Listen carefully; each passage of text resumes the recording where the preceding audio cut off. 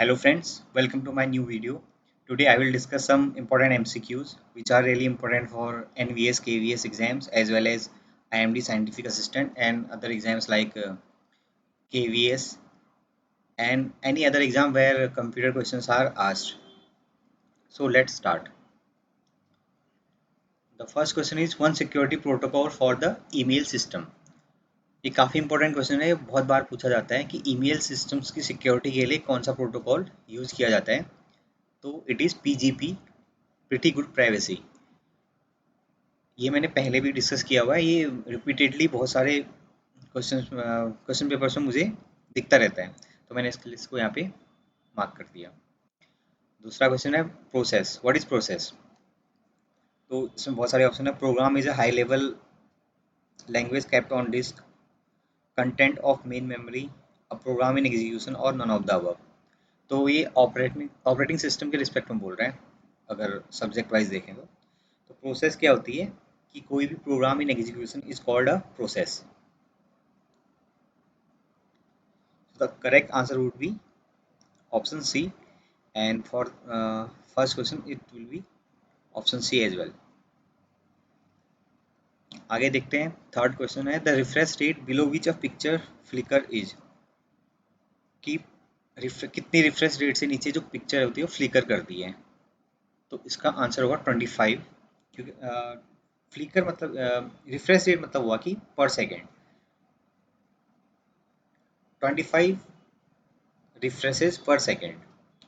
तो जो भी मूवीज होती है या फिर कोई भी ऐसे मोशन पिक्चर होता है तो उसमें क्या होता है कि जो स्क्रीन होती है इतनी बार रिफ्रेश होती है 25 टाइम्स पर सेकेंड या उससे भी ज़्यादा 60 पर सेकेंड वाले भी अब सिस्टम्स आते हैं, 120 वाले भी आते हैं, बट मिनिमम 25 होना ही चाहिए। अगर उससे कम होगा तो क्या होगा कि जब दो सीन्स के बीच में चेंज होता है तो हमें क्लियरली विजिबल रहेगा, तो ऐसा लगेगा कि हाँ कुछ चेंज होके कुछ हुआ, एक फ्लिकर सा आएगा। तो 25 तो इसका मिनिमम रेट होना चाहिए, तो इसका आंसर होगा सी 25। Next question is cache memory usually built out of, जो कैश मेमोरी होती है वो कौन से टाइप के उससे बने मिलके बनी होती है। तो इसमें ऑप्शन हैं S RAM, D RAM, P ROM and E P ROM. तो इसका आंसर होगा S RAM, static RAMs. RAMs दो टाइप की होती हैं, स्टैटिक और डायनेमिक। तो स्टैटिक रैम्स फास्ट होती है बट इसको बिल्ड करने की कॉस्ट काफ़ी ज़्यादा लगती है, और डी रैम जो होती है वो स्लो होती है बट ये थोड़ी चीपर होती है। तो जो भी हाई स्पीड मेमोरीज बनाई जाती हैं वो एस रैम से बनाई जाती हैं, क्योंकि कैश मेमोरी बहुत ज़्यादा नहीं होती, 8 MB 16 MB इस टाइप से कैश मेमोरी होती है, तो उसको बनाना हम अफोर्ड कर सकते हैं। अगर वहीं मैं अपने हार्ड डिस्क को या फिर मेन मेमोरी को उससे बनाने लगूँ तो काफ़ी कॉस्टली पड़ेगा, तो इसलिए वहाँ पे डी रैम का यूज़ किया जाता है, एस रैम का यूज़ फॉर कैश। इसका आंसर वुड बी ए। अब नेक्स्ट क्वेश्चन देखते हैं।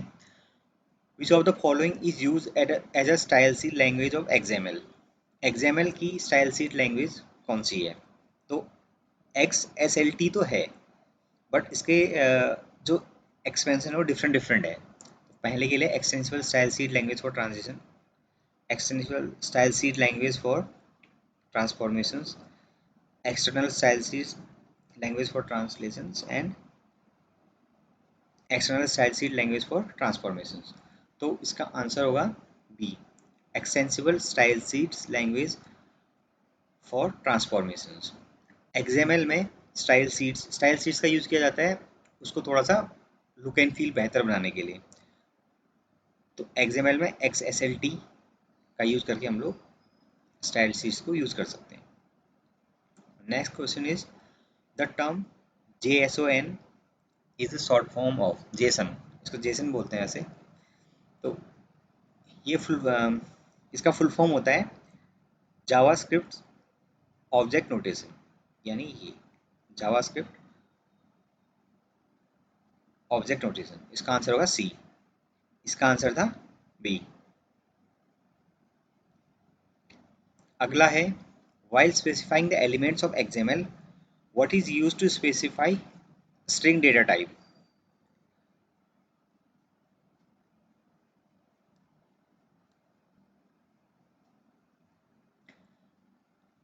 स्ट्रिंग डेटा टाइप का मतलब होगा कि जो हमारा कैरेक्टर टाइप का डेटा है, तो इसमें इसका आंसर होगा पीसी डेटा।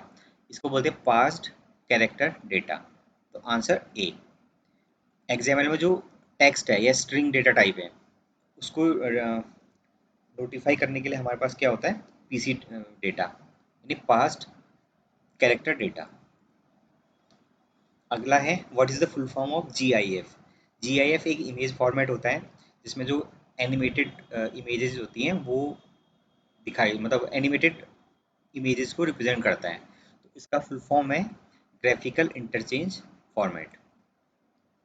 नेक्स्ट है which HTML tag is not use during creating a table. तो टेबल क्रिएट करने के लिए कौन सा एचटीएमएल टैग का यूज नहीं होता है। तो टेबल जब क्रिएट करते हैं तो सबसे पहले तो उसका जो हेडर होता है वो टेबल होता है, ताकि पता लगे कि टेबल अब क्रिएट हो रही है। तो उसमें टी आर जो होता है टैग, उसका यूज़ किया जाता है टेबल रो के लिए, और टी एच होता है टेबल हेडिंग के लिए। लेकिन इसमें ओ एल का कहीं भी यूज होता नहीं है, इसलिए इसका आंसर होगा ओ एल। तो table T R T H, और एक और होता है टी डी टेबल डेटा, वो भी सब किसके टेबल बनाने के ड्यूरिंग यूज होते हैं। जबकि ओ एल होता है ऑर्डर लिस्ट, इसका यूज लिस्ट बनाने के लिए यूज होता है। नेक्स्ट क्वेश्चन है which HTML tag can be use to display a web page within a web page. तो आई फ्रेम का यूज करके हम लोग वेब पेज के अंदर एक वेब पेज को दिखा सकते हैं। तो इसका करेक्ट आंसर होगा, सिंटेक्स जो है इसका सही वाला है ये है सी, आई फ्रेम। उसके बाद सोर्स, कि आपको कौन सी वाली वेबसाइट इस पर्टिकुलर पेज के अंदर दिखानी है। अभी माना मैं एक जो पेज मेरा पेरेंट पेज होगा जिसमें मैंने एक कोड लिखा हुआ है HTML का जिसको मैं बना रहा हूँ, उसके अंदर मेरे को कोई और वेब पेज खुलवाना है, वेबसाइट खुलवानी है, तो उसके लिए मैं यूज़ करूँगा आई फ्रेम। उसका करेक्ट सिंटेक्स होगा iframe SRC source and then ये क्लोजिंग टैग। इसका आंसर सी, इससे पहले वाले का डी। नेक्स्ट है dash permits data to be hidden in large complex redundant data sets such as pictures or read only documents। तो ये है सिक्योरिटी से रिलेटेड ये क्वेश्चन है। इसमें ऑप्शन है क्रिप्टोग्राफी, क्रिप्टोलॉजी, स्टेगनोग्राफी या स्टेगोलॉजी। तो इसका आंसर होगा स्टेगनोग्राफी।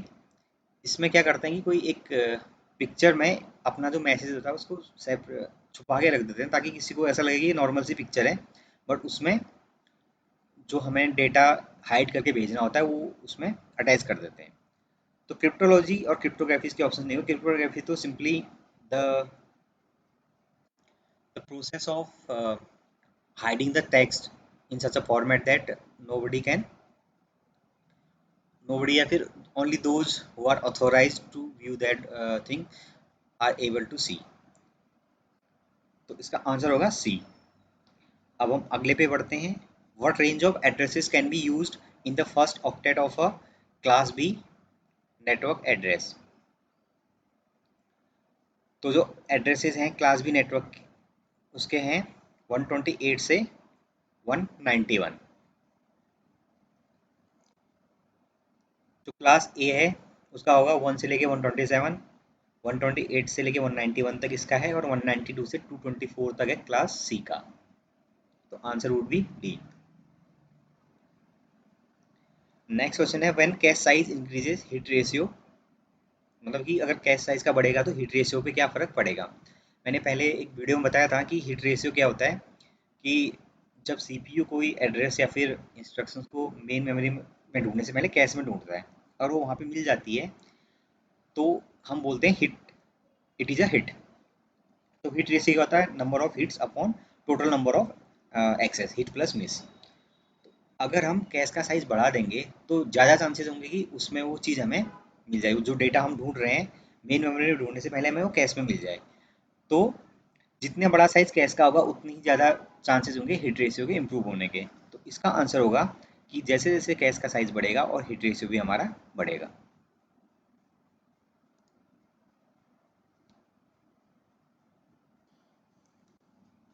नेक्स्ट है रेट स्टैंड्स फॉर। तो रेट का फुल फॉर्म पूछा गया है इसमें। तो रेट का फुल फॉर्म होता है redundant array of independent disk, या फिर रिडंडेंट अरे ऑफ इनएक्सपेंसिव डिस्क, दोनों ही होते हैं इसके। इंडिपेंडेंट डिस्क हो या फिर इनएक्सपेंसिव डिस्क हो। तो रेट का यूज़ क्या होता है कि जो हमारा डेटा होता है उसको डिफरेंट डिफरेंट डेटा को रिडंडेंट फॉर्म में अलग अलग सेम डेटा होगा उसको अलग अलग हार्ड डिस्क या उसमें स्टोर करके रखते हैं और लॉजिकली वो कनेक्टेड होता है।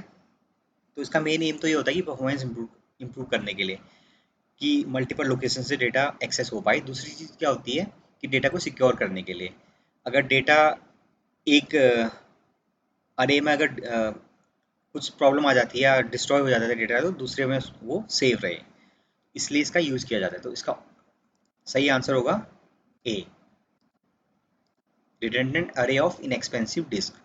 अगर कहीं पे इंडिपेंडेंट आएगा ये ऑप्शन में एक्सपेंसिव की जगह इंडिपेंडेंट हो तो भी वो आंसर सही होगा। नेक्स्ट है when one entity pretends to be another entity the attack is known as. ये नेटवर्क सिक्योरिटी का क्वेश्चन है अगेन। इसमें कह रहा है कि एक एंटिटी दूसरा एंटिटी प्रिटेंड करती है खुद को। इस टाइप के जो नेटवर्क अटैक होते हैं उनको क्या बोलते हैं? तो replay attacks, modifications, denial of service या फिर मास्क्यूरेडिंग।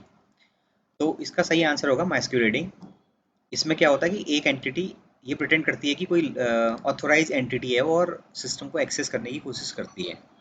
रिप्ले अटैक में क्या होता है कि सिंपली जो मिडिल मैन होता है वो नेटवर्क के ट्रैफिक को अपने थ्रू उसको रीड करके आगे भेज देता है, उसमें कोई मॉडिफिकेशन नहीं करता है। डिनाइल ऑफ सर्विस में क्या होता है?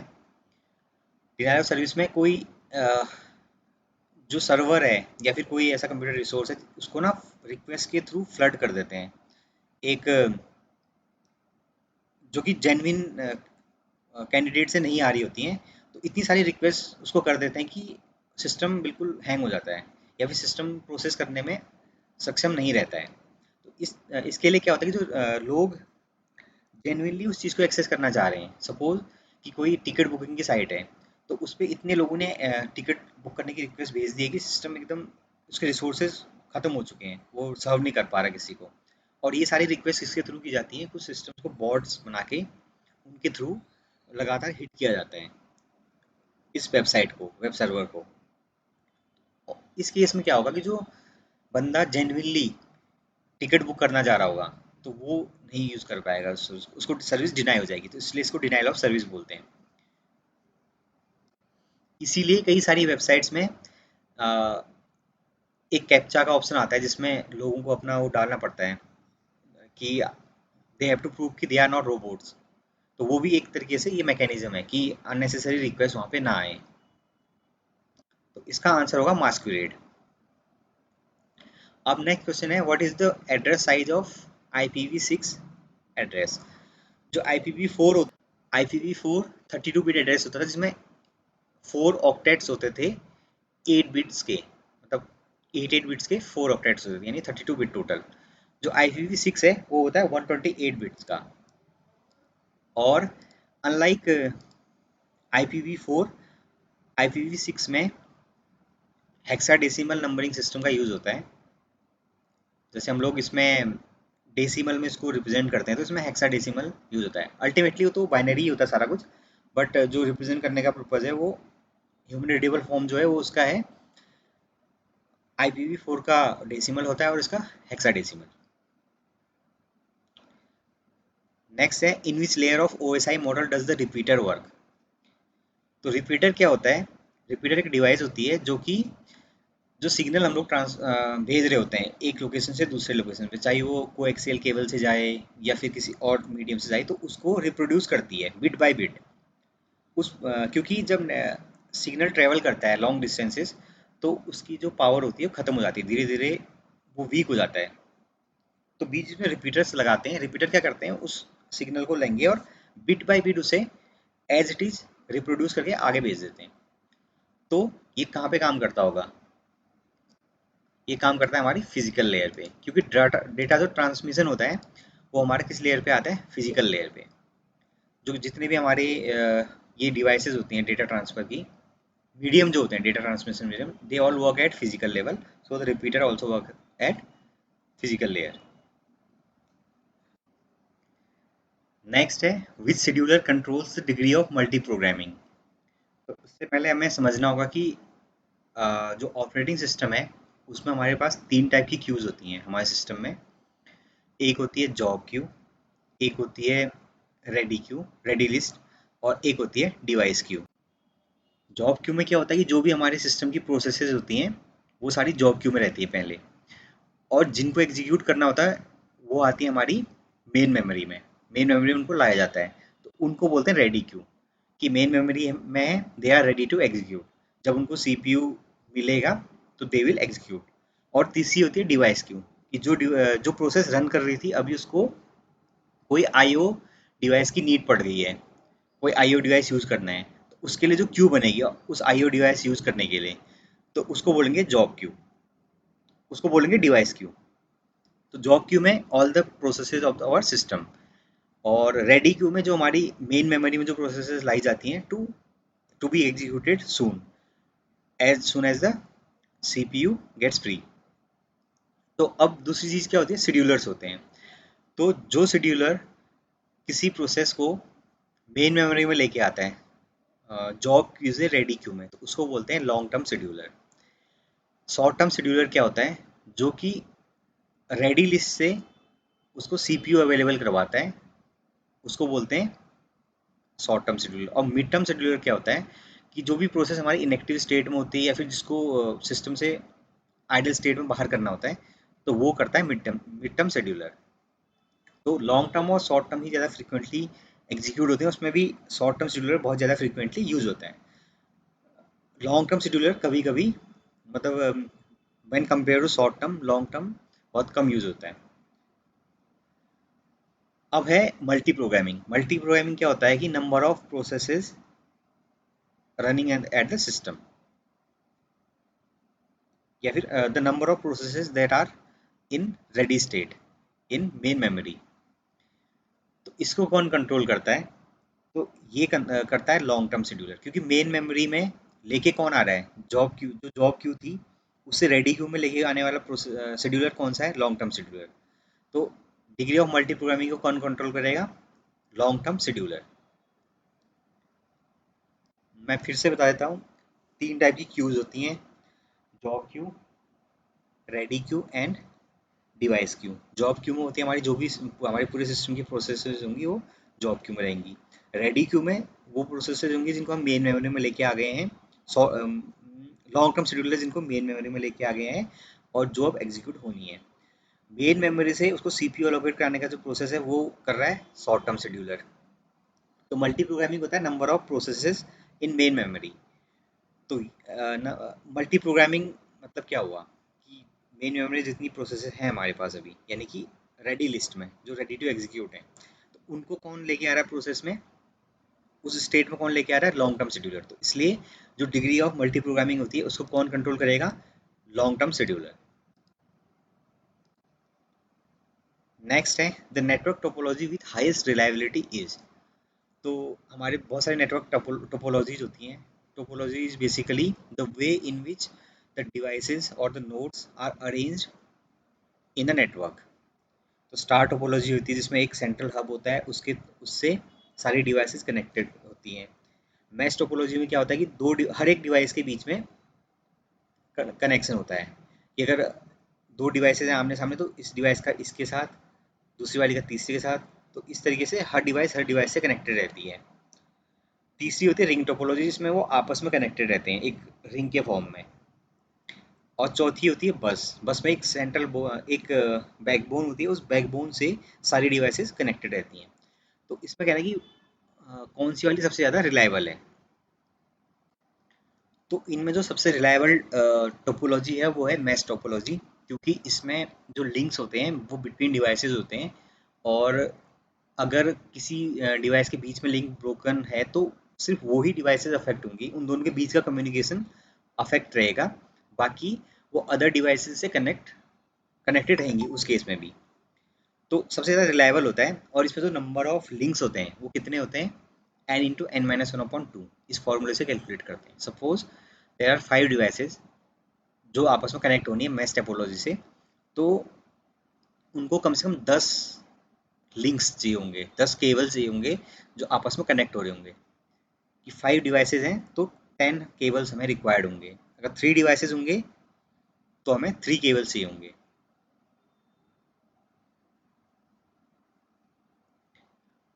इस टोपोलॉजी प्रॉब्लम ही यही होती है कि इसमें बहुत सारे केबलिंग की ज़रूरत पड़ती है, तो इसलिए ये इम्प्रैक्टिकल हो जाता है। अगर कोई बड़ा नेटवर्क है तो उसमें इसको हम यूज़ ही नहीं कर सकते, क्योंकि नंबर ऑफ़ वायर्स हैं वो बहुत ज़्यादा है और उसको मैनेज करना काफ़ी मुश्किल होता है। लेकिन बहुत छोटे से नेटवर्क के लिए इसका यूज़ किया जा सकता है, ये सबसे ज़्यादा रिलायबल होता है।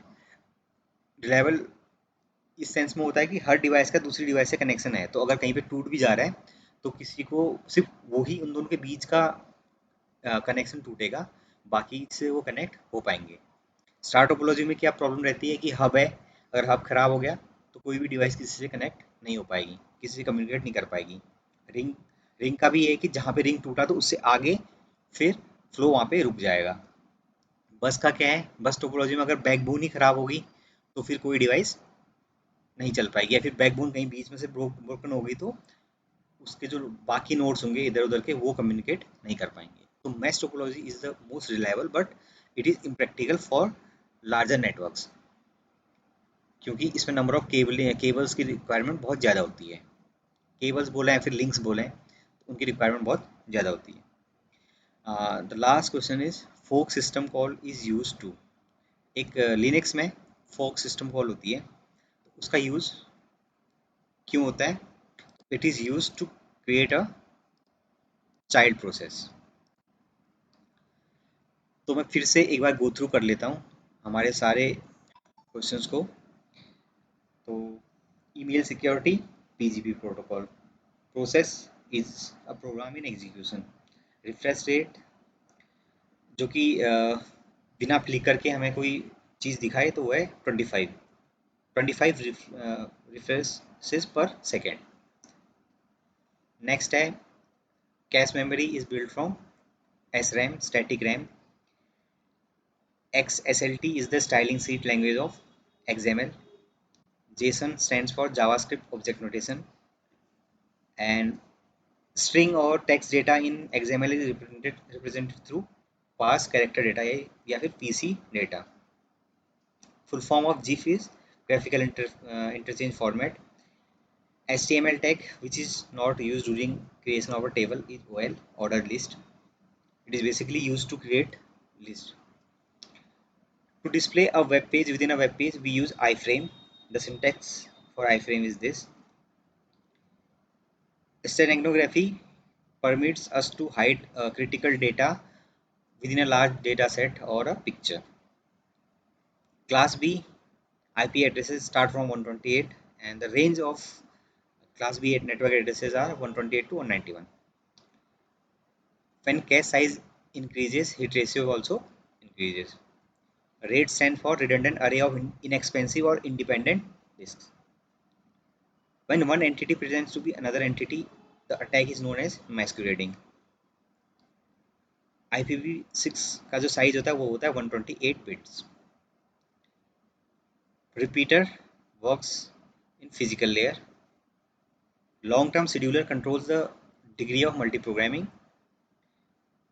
Mesh topology is the most reliable topology, and fork system call is used for creating a child process. आज के लिए बस इतना ही. धन्यवाद.